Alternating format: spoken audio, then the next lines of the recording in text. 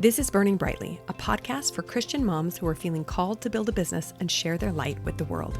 I'm Bonnie Wiscombe, a life coach, mom, and entrepreneur, and I'm honored to be your guide as you face this business building adventure full of highs, lows, and everything in between. This is where we help each other find the courage to shine.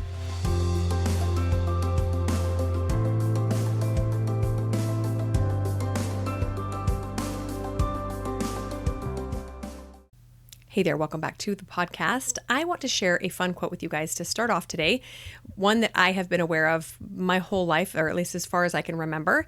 And the quote goes like this: "A ship in the harbor is safe, but that's not what ships are built for." Isn't that a fun quote? I just love it. In fact, my mom now has it underneath a painting of a really beautiful ship. And basically what it is saying is that safety is not the same as living to our full potential, right? Can we agree on that? I talk about being safe a lot on this podcast, and you guys probably know that I don't think it's a good thing that we should always be trying to make ourselves safe. Now, I'm talking obviously about emotional safety and mental safety, not necessarily physical safety, although sometimes things do feel physically unsafe when you're on a stage in front of a bunch of people. You can feel like, this is physically unsafe, get me out of here. But what's interesting is that today we live in a world where there's a lot of disagreements. However, we're told that if we are in a place where people do not affirm who we are and disagree with us, that it is actually potentially unsafe. And I think this is a fascinating phenomenon and not necessarily a good one. The idea that we are not safe when people disagree with us, I think is really, really poisonous, because what it does is it shuts us up into our little echo chambers where we only want to be surrounded by people who are very similar to us because we don't want to be exposed to ideas that might make us uncomfortable. We've talked about on this podcast already that discomfort is good. Discomfort is the path to grow. When we don't expose ourselves to ideas we don't agree with or to people that maybe disagree with us, we never learn how to disagree civilly, and we never learn how to have healthy debates. And from what I understand, this is what's happening on college campuses across not just the US, but the world, is that people are ousting any experts or visitors who do not agree with the majority and instead are just staying safe in their little bubble of those who agree with them. I think this is really, really poisonous. We see hate and vitriol spewed everywhere because it's a us versus them mentality all the time, right? It's our camp fighting their camp, instead of looking for ways where we can come together and find some agreement, or we can learn to disagree civilly and with love. I think that we need to get away from those who always agree with us. I think we need to get out of our little bubbles. We need to be around those who are different from us. We need to learn to get comfortable with discomfort. I've talked about that before. We need to purposely do things that scare us. Now, let me be clear. I'm not talking about going and starting fights with people. I'm talking about being curious and opening ourselves up to things that are uncomfortable. So let me just share a few things with you that I have had to do as a business owner that made me feel unsafe, made me feel very uncomfortable. Speaking in front of audiences. I don't know that it ever gets easy. It does get easier, I will say that. I don't know that it ever gets completely easy. I think that adrenaline will always be there. There will always be a little bit of that nervous system panic when we go in front of an audience. It's uncomfortable and it makes you freak out sometimes, especially at the beginning. Anytime that I present myself as an expert in something, right? Now, by no means am I an expert in everything I talk about, but I do know some things. And anytime I put myself out there as, hey, I've got something I'd like to teach you, it makes me feel uncomfortable. Like, what if somebody disagrees? What if somebody thinks that I'm a fraud? What if somebody thinks I'm an imposter? That could all happen, and it would still be okay. Whenever I learn things that I don't understand, which is quite often when learning technology in your business, or back in college when you take a class and everything just went right over your head, that makes me feel very uncomfortable. Like, oh, I am way in over my head here. What do I do next, right? How do I take a step forward to get closer to understanding? When I invest lots of money in my business, which has happened multiple times, I may or may not get that money back. It's kind of a gamble, right? It's a pretty healthy gamble, because if you make it back, you learn and your business grows. If you don't make it back, you also learn. Maybe your business just doesn't grow and you lose a little bit of money. Okay. But that is something that is very scary and makes you feel a little bit unsafe.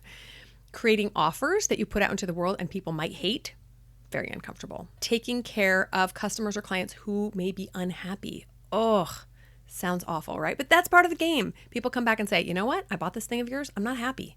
What can you do for me? And we have to come to a place where we are keeping them happy and doing the best we can to make things right.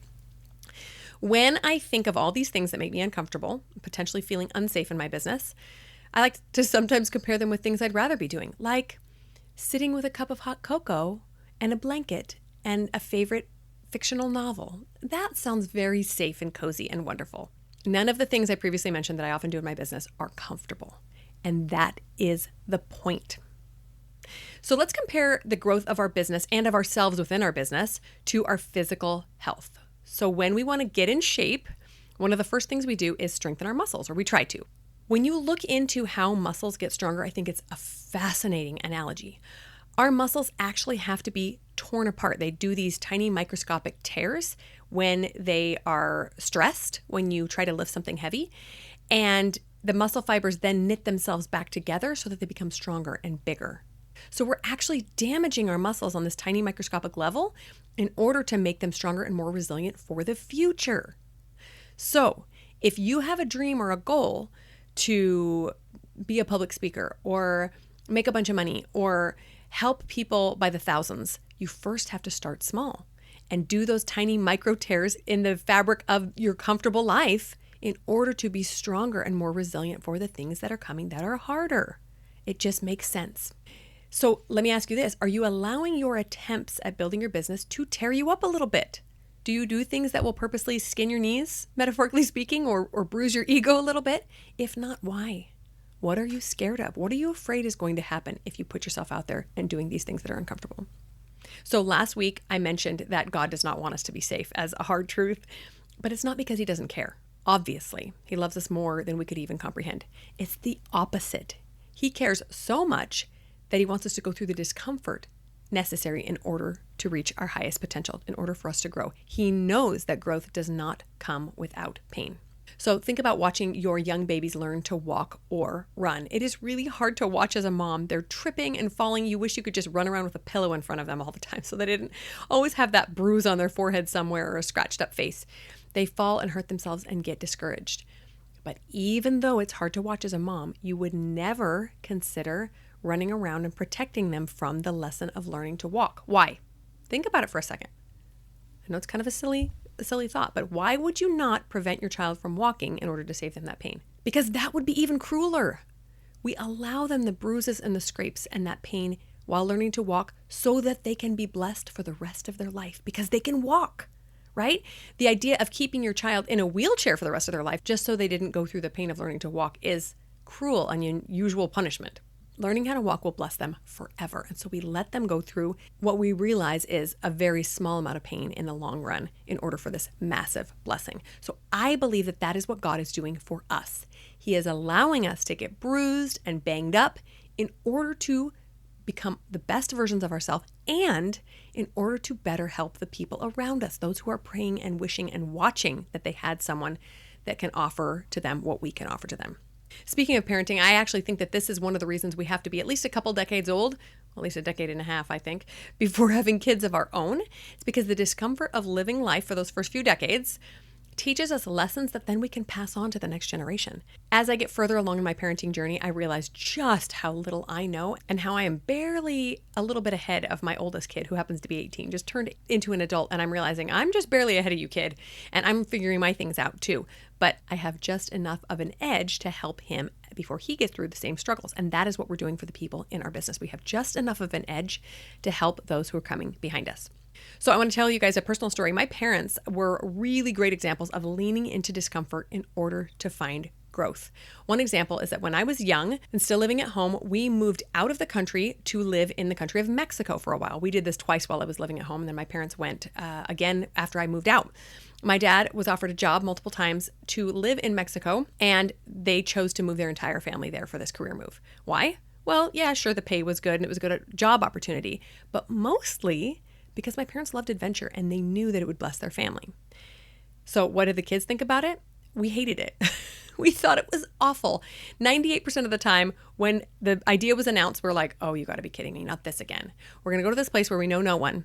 Not only that, we can't understand anything anyone is saying. And the food is different and the city looks weird and, on and on and on. Everything will change. We had to leave our comfortable friends and schools and neighborhoods everything that we knew and made life feel safe was all of a sudden gone. But let me tell you an interesting thing. Once we were there and settled in and changed our attitudes a little bit, there's that mindset, what happened? Well, we made friends. All of us learned Spanish quite fluently, and that has been a skill that has blessed my life for decades. We were given opportunities to expand ourselves in new schools. We actually went to a really incredible private school that gave us lots of opportunities. It was one of the reasons that I got into the first college of my choice. It taught me how to appreciate hard things and how to lean on God when I was feeling lonely and misunderstood, because I felt that a lot when nobody could understand what I was saying. In addition to that, our family was able to help the local church congregation there because the membership was very low. And so we were able to serve in so many ways, including leadership positions, even when I was very young. And I was even called upon to play the piano for the entire congregation every Sunday at the tender age of like 13. It was scary, but it was so fun to learn and grow, step into this place where I was needed to serve, even at a young age. So now I want you to ask yourself, are you willing to be uncomfortable for God's work and for His glory? Because if so, then He is ready to use you. But you don't have to run before you can walk. You can start small. Ask Him what He has in store for you right now. What uncomfortable thing can you bring into your life right now, today? What can you do today that's going to help you head in the right direction and help you grow just a teeny tiny bit? So my friends, go out and ask God, how does He want you to shine your light so that others can gain the courage to follow, and then just boldly step into that discomfort. All right, friends, I hope you have a great week. We'll talk to you next time. Are you ready to get started on your dream business? Join Finding Your Side Hustle, my digital course that will guide you through discovering what it is you love and how to turn it into a family-friendly business. Are you ready for one-on-one support as a mom or entrepreneur? Schedule a free coaching call with me to work on the goals you have for your life, including business success, weight loss, or better relationships. I can't wait to help you make progress on your dreams.